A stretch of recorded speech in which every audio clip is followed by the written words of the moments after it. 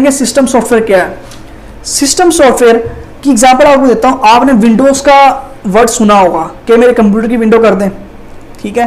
तो ये क्या है, एक सिस्टम सॉफ्टवेयर है। इसको आप जो विंडोज़ नेम कहते हो, ये ऑपरेटिंग सिस्टम है, इसे कहते हैं operating system, Windows operating system. तो वो क्या है, एक सिस्टम सॉफ्टवेयर है। ऐसा सॉफ्टवेयर जो किसी भी सिस्टम को रन करने के लिए काम आ रहा हो, सिस्टम सॉफ्टवेयर होता है। तो provides a basic function for computer uses, program that support the execution and development of other programs. इसका क्या मतलब है, जो ये लाइन पढ़ी है, आपने जो विंडोज़ ऑपरेटिंग सिस्टम कंप्यूटर पर इंस्टॉल किया, विंडो आपने इंस्टॉल की, तो उसके अंदर आप डिफरेंट सॉफ्टवेयर इंस्टॉल कर रहे हो।